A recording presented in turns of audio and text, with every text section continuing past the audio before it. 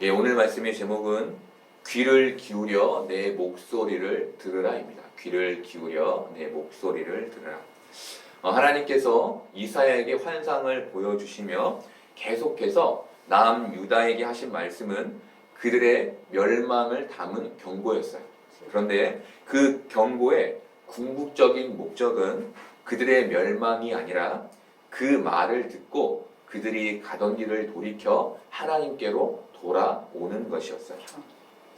그런데 우리가 이사야서를 쭉 보고 있지만 하나님의 말씀에도 불구하고 유다가 하나님께로 돌아오지 않아요. 그렇죠? 네. 이것은 어떤 면에서 우리의 모습을 보여주고 있는데, 우리는 우리가 위기에 닥치면 생각대로 쉽게 하나님께로 돌아올 것이라고 믿어요. 그렇죠? 우리는 다들 그렇게 생각해요. 그런데 우리에게 위기가 닥치면 우리의 생각대로 우리의 마음이 금방 하나님께로 돌아오지 않아요.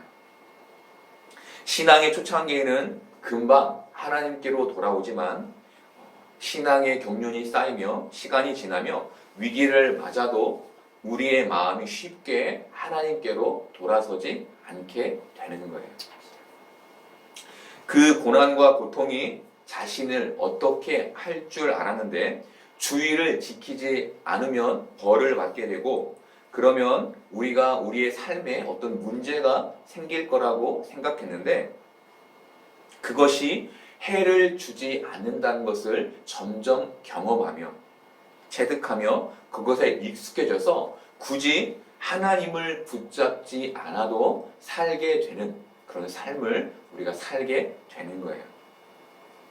무엇보다 자신이 준비해 놓은 여러 가지 보호 장치들이 있어요. 그렇죠? 돈이나 친구들, 이런 것들, 이런 부분들이 어느 부분 자신을 잘 지켜주었기 때문에 하나님을 붙잡을 이유를 놓게 된 것이죠. 문제는 미래에 대한 위기감을 잃어버린 사람들에게 하나님의 말씀이 마음으로 깨달아지지 않게 된다는 거예요. 그 마음으로 굳이 하나님의 말씀을 들을 필요가 없기 때문에 그 말씀이 깨달아지지 않는 거예요. 이들이 하나님의 말씀을 듣긴 하지만 하나님의 말씀을 깨닫지는 못하게 되는 것이죠. 이사야서 28장 9절은 미래의 위기감을 잃어버린 사람들의 모습을 보여줬어요. 그런데 그들이 어땠나요? 사람들이 하나님의 말씀을 어린 아이들을 교훈하는 교훈 정도로 들었죠. 그렇죠.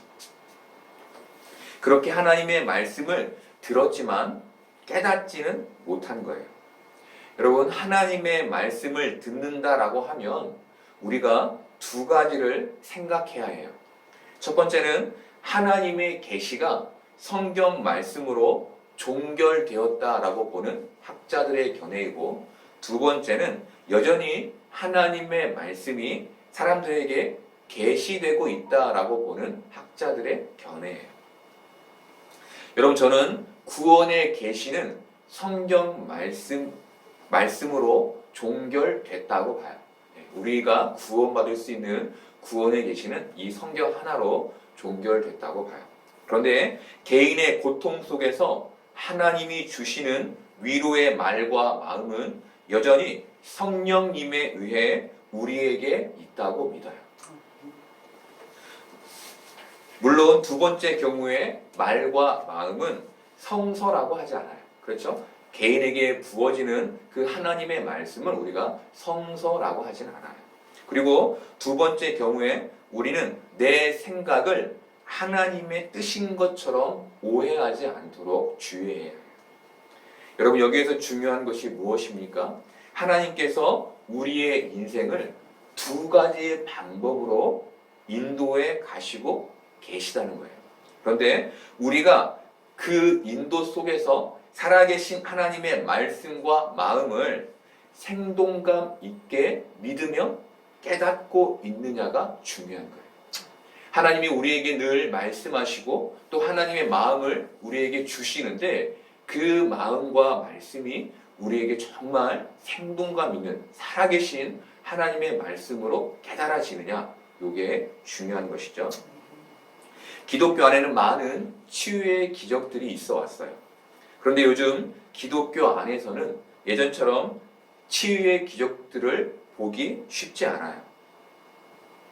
물론 의술이 발달해서 많은 경우 치유의 기적이 필요하지 않게 된 것에 그 이유가 있지만, 저는 어떤 면에서 그 이유가 치유를 믿지 못하는 사람들의 마음이 있다고 봐요.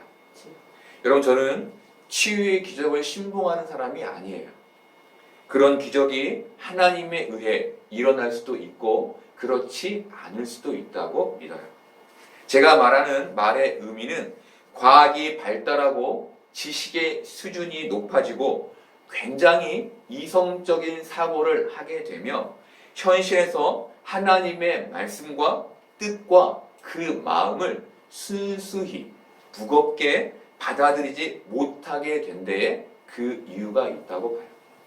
사람들이 점점 하나님의 말씀이 적혀있는 이 말씀과 하나님께서 부어주시는 그 마음을 무겁게 받아들이지 않게 된 거예요.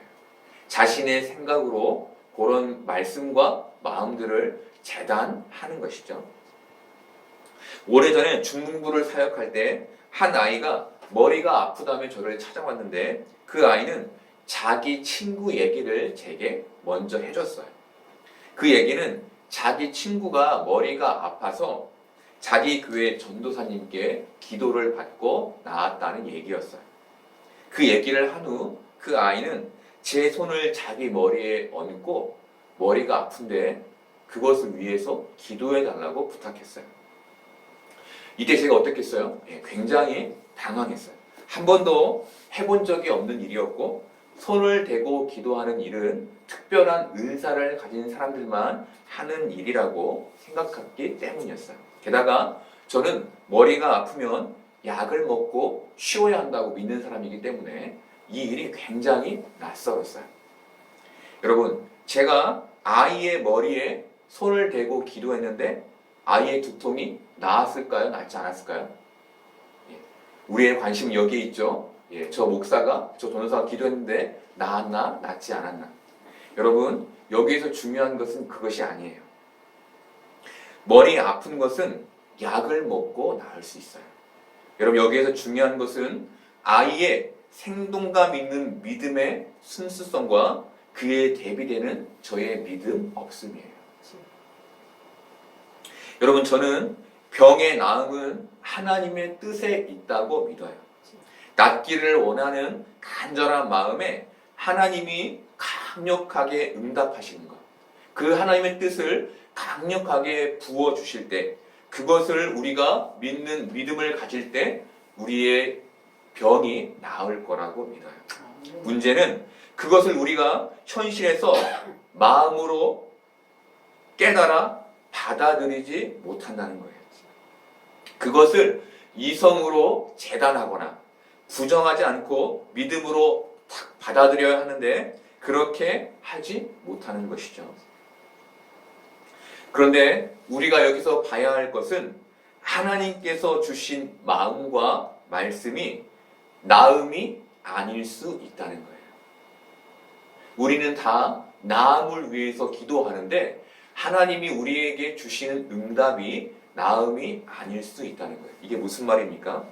우리가 마음으로 깨닫고 믿어야 할 하나님의 말씀이 우리가 원하는 긍정이 아닐 수 있다는 거예요. 하나님께서 부정적인 응답을 하실 수도 있다는 거예요. 하지만 그 마음을 하나님이 주신 것이라면 우리는 어떻게 해야 합니까?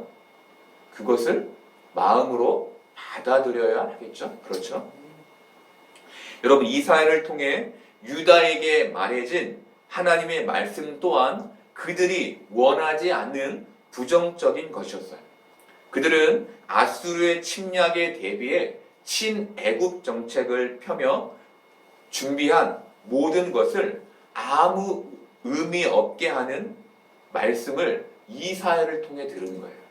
자신이 노력하고 애써서 자신을 잘 보호할 장치를 마련해 놓고 그것에 만족하고 있었는데 이사야가 그것이 아무 의미 없다고 선포한 것이죠. 문제는 이들이 하나님의 말씀을 깨닫지 못하고 이사야의 선포를 깨닫지 못하고 안일하게 대처했다는 거예요.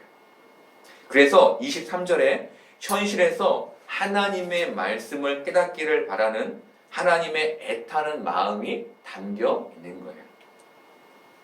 우리 23절을 볼까요? 너희는 귀를 기울여 내 목소리를 들으라. 자세히 내 말을 들으라. 유다가 하나님의 말씀을 얼마나 마음으로 듣지 않고 깨닫지 못했던지 하나님께서 자세히 들을 것을 말씀하세요. 여러분, 하나님께서 귀를 기울여 자세히 하나님의 목소리를 들으라고 하셨는데 이들은 어땠나요? 듣지 않았죠. 그렇죠? 그 이유는 그들이 이미 아수르의 침략을 대비하고 있었기 때문이었고 그 대비로 인해 멸망이라는 부정적인 말을 듣고 싶지 않았기 때문이었어요. 여러분, 우리가 하나님께 기도해요. 그렇죠? 간구의 기도를 하는데 어떻게 합니까? 답을 정해놓고 해요. 또 어떻게 합니까? 열심히 최선을 다해 땀 흘리며 해요. 그래서 우리가 들으려고 하는 답이 무엇입니까? 나는 것이죠. 그렇죠? 왜입니까? 내가 땀 흘려 기도했기 때문이에요. 내가 최선을 다해 기도했기 때문에 내 병에 대해, 내 삶에 대해 대비했기 때문에 그것에 대해 긍정적인 응답을 얻고 싶은 것이죠. 그런데 하나님이 부정적으로 답하시면 우리는 어떻게 해야 합니까? 우리의 마음을 주님께 드려야 하는 거예요. 여러분, 기도에는 간구와 감사, 고백 등 여러 가지 종류가 있어요. 그런데 간구의 기도 때 우리가 자주 하는 실수가 바로 답을 정해놓고 하는 기도예요. 오래전에 유행했던 기도의 방법이 있었는데 그것은 자기가 갖기를 원하는 자동차나 집의 사진을 보면서 기도하면 하나님이 그것을 주신다는 것이었어요. 하나님의 뜻이 아닌데 자신에게 유익한 답을 정해놓고 그것을 반드시 하나님께 받아내겠다는 의지를 기도와 연결시킨 것이죠. 여러분, 이런 경우 뭔가를 이렇게 우리가 하나님께 구하는데 그것을 받아내야만 하기 때문에 그 외의 답을 듣지 못하게 돼요. 어느 면에서 반쪽짜리 기도가 되는 거예요. 저는 오랜 시간 건강에 대해 기도해 왔는데 나음이라는 답을 정해놓고 기도해 왔어요. 그러다 보니 치유의 은사를 가진 분들께 기도를 받거나 스스로 작정하고 기도했는데도 낫지 않을 때 제 안에는 큰 실망감이 있었어요. 그런데 오랜 시간 기도하고 설교를 하며 깨닫게 된 것은 나음 외의 답이 있고 낫지 않는 응답을 깨달을 필요가 있다는 것이었어요. 사랑하는 여러분, 내가 가지고 있는 답이 아닐 수 있어요. 그래서 우리는 늘 깨어서 하나님의 말씀을 듣고 깨달아야 하는 거예요. 우리가 우리의 바람대로 응답되지 않는 많은 기도의 제목 속에서 하나님과 마음의 뜻을 깨달아 가야 하는 것이죠. 하나님은 귀를 기울여 내 목소리와 내 말을 들으라고 하신 후 24절의 말씀을 하셨어요. 파종하려고 가는 자가 어찌 쉬지 않고 갈기만 하겠느냐? 자기 땅을 개간하며 고르게만 하겠느냐? 이 말씀은 하나님이 땅을 갈기만 하시지 않겠다는 것인데 하나님께서 유다에게 경고만 하시며 기다려주지 않으실 것을 의미해요. 지금까지 하나님께서 어떻게 하셨습니까? 이사야를 통해 경고하셨죠. 그렇죠? 그런데 이제 그렇게 하지 않겠다라는 거예요. 이게 어떤 것을 의미합니까? 심판이죠. 그렇죠? 예. 하나님의 길에 서지 않고 자신의 길을 걸어가는 그들의 삶에 심판이 있을 것을 말씀하신 거예요. 그런데 이사야는 25절에서 소의 양과 돼의 양을 뿌리고 소맥과 대맥, 귀리를 심는 얘기를 한 후 26절에서 이는 그의 하나님이 그에게 적당한 방법을 보이사 가르치셨음이며 라고 말해요. 이런 말씀이 멸망을 담은 은유, 멸망을 담은 은유에서 갑자기 농사법으로 넘어가고 그 농사법을 농부 스스로 깨달은 것이 아니라 하나님께서 가르쳐 주신 것이라고 말해요. 여러분, 뭘 말해주고 있습니까? 하나님께서 자연을 만드시고 그 자연에서 사람들에게 농사 짓는 법을 가르치셨던 것처럼 지금도 그들에게 하나님의 말씀을 가르치고 계시다는 거예요. 하나님이 인간을 살게 하셨던 것처럼 하나님의 말씀을 그들에게 가르쳐 살게 하고 계시다는 것을 이사야가 말해주는 거예요.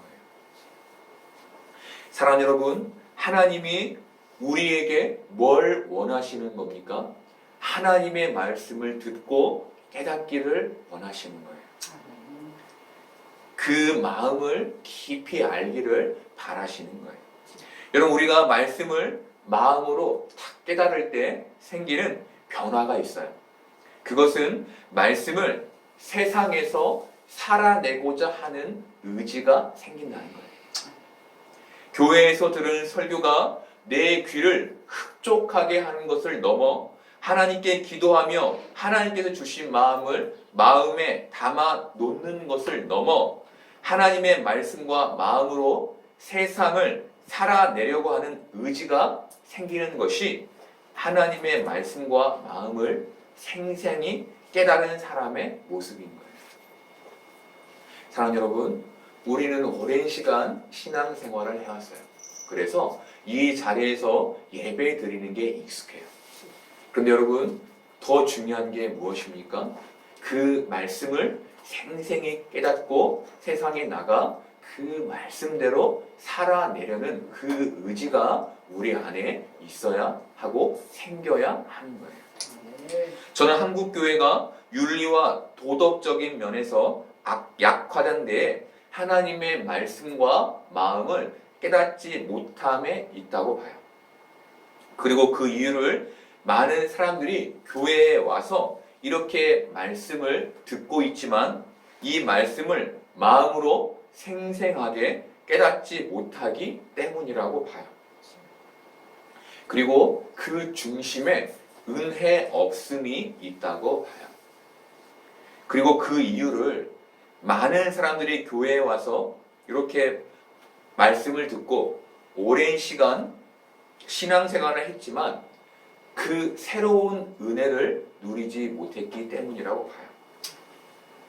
사랑하는 여러분, 많은 사람들이 오랜 시간 신앙생활하면서 가장 많이 잃어버리는 게 있어요. 그것이 은혜예요. 은혜. 그리고 그 이유는 대부분의 사람들이 오래전에 느꼈던, 경험했던 그 은혜의 느낌을 붙잡고 사는 데 있어요. 그 은혜를 붙잡고 살기 때문에 자신에게 은혜가 없음을 인지하지 못하는 거예요. 자신에게는 늘 그 하나님의 은혜가 있다고 믿는 것이죠. 그래서 새로이 은혜를 회복하지 못해요. 여러분, 우리는 오래전에 우리가 경험한 은혜, 그것 위에 새로운 은혜를 덧대야 해요. 그런데 그게 어떻게 가능합니까? 하나님의 말씀을 마음으로 깊이 깨닫고 그 말씀을 살아내는 것으로 가능해요. 어떤 목사님과 교제를 했는데 목사님께서 성도들이 헌신하지 않은 것으로 답답해 하셨어요. 늘 말씀을 통해 하나님의 뜻과 하나님의 마음을 전하는데 성도들이 헌신하지 않는다는 거예요.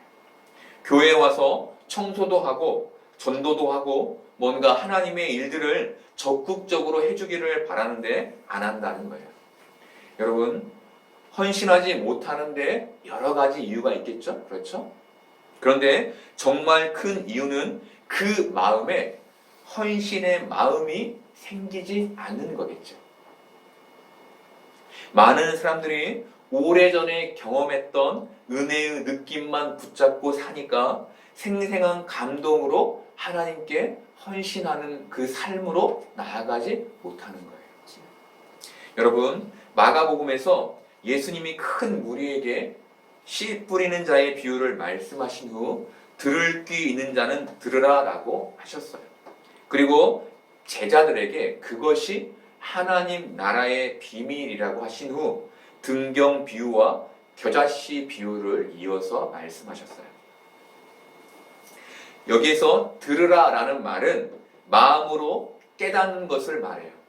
그냥 듣고 흘리는 것이 아니라 마음 깊이 깨달아 알게 되는 것을 말하는데, 마음으로 하나님의 말씀을 깨달은 사람들은 좋은 땅에 뿌려진 씨처럼 은혜를 맺게 된다는 거예요.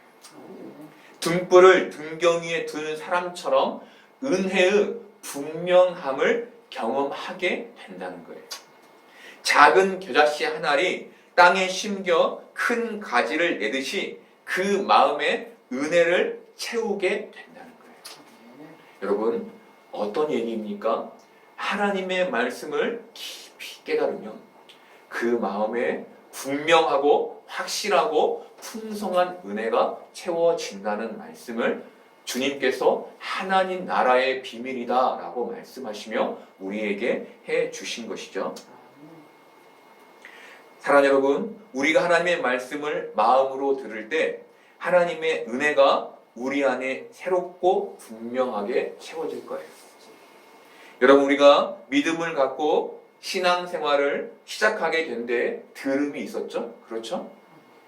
그 들음이 지나가는 귀로만 듣는 들음이 아닌 우리의 마음을 움직인 깨달음이었기 때문에 우리가 신앙생활을 하게 된 것이죠. 그런데 그 들음이 우리에게 가져다 준 것이 무엇이었습니까? 은혜였죠. 은혜. 그 은혜가 우리를 변화시킨 거예요. 여러분, 지금도 우리에게 그 새로운 은혜의 풍성함이 필요해요. 그래서 우리는 계속해서 하나님의 말씀을 마음으로 듣고 깨달아가야 하는 거예요. 이제 하나님은 27일, 28절에서 곡식을 떠는 농사의 방법을 설명하세요. 그리고 29절에서 이렇게 말씀하세요. 이도 만군의 여호와께로부터 난 것이라. 그의 경영은 기묘하며 지혜는 광대하니라. 여러분, 하나님은 26절에 이어 29절에서도 농사법을 설명하시며 하나님의 가르침을 깨닫기를 바라세요. 그리고 그의 경영은 기묘하며 지혜는 광대하다라고 말씀하세요. 인간의 지식과 지혜로는 하나님의 뜻을 알 수 없다는 것이죠. 여러분, 우리는 이 세상에서 정말 열심 있는 신앙인들이 안타까운 일들을 겪게 되는 것들을 봐요.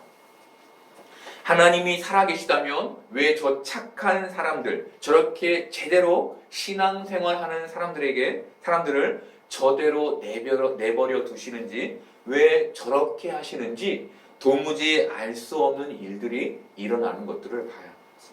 여러분, 그런데 우리가 그 안에서 봐야 할 것이 무엇입니까? 그 안에 있는 하나님의 기묘한 경영과 지혜의 광대하심이에요. 그리고 우리가 해야 할 일은 뭡니까? 그들을 위해 기도하며 하나님의 뜻과 마음을 묻고 그들을 위로하는 것이겠죠. 그렇죠. 만약 우리에게 이런 일이 생긴다면 우리 역시 하나님의 마음과 뜻을 깨달아야 해요. 여러분, 현실의 고통을 묻어두라는 말이 아니에요. 우리는 그 아픔에 고통을 토하고 씨름하고 슬퍼하고 원망하게 될 거예요. 그렇게 하나님을 외치지만 우리의 마음에는 원망이 가득할 거예요. 그런데 그 고통이 구원이 되고 슬픔이 기쁨이 되고 원망이 소망이 되는 놀라운 하나님의 은혜가 있음을 깨달아야 하는 거예요. 하나님이 우리에게 주시는 그 마음에, 하나님이 우리에게 주시는 그 말씀에 모든 상황을 역전시키시는 하나님의 은혜가 있음을, 하나님의 지식이 있음을, 하나님의 지혜가 있음을 우리는 보고 알아야 하는 거예요. 여러분, 우리가 현실에서 고통을 겪을 때 가장 많이 언급되는 성경의 인물이 있죠. 누굽니까? 욥이에요. 욥은 현실에서 악창이라는 고통과 가족의 죽음이라는 슬픔, 그리고 친구의 조롱이라는 비참함까지 경험해요. 그런데 그가 그 현실에서 어떤 믿음을 보여줍니까? 욥기 23장 10절에 이렇게 말해요. 그러나 내가 가는 길을 그가 아시나니 그가 나를 단련하신 후에는 내가 승금같이 되어 나아오리라. 여러분, 그의 고백에 어떤 은혜가 들어있습니까? 하나님은 기묘하시며 그 지식과 지혜는 광대하시다. 그래서 나의 가는 길 그가 아신다. 결국 나를 승금과 같이 하나님의 나라로 인도하실 것이다 라는 그 믿음과 은혜가 그의 고백 속에 있죠. 여러분, 하나님의 그 말씀을 마음으로 깨달은 자에게는 하나님의 은혜가 보이게 돼요. 그 전까지 하나님의 은혜는 보이지 않아요. 사랑하는 여러분, 여러분의 인생을 뒤집어 놓았던 기적에 하나님의 말씀에 깨달음이 있었음을 기억하기를 바라요. 그리고 다시 그 기적의 삶 안으로 들어가기를 바라요. 그래서 여러분의 삶이 하나님의 은혜 안에 있게 되기를 바라요. 그렇게 여러분의 삶이 참 평강 속으로, 참 은혜 속에 놓이게 되기를 바라요.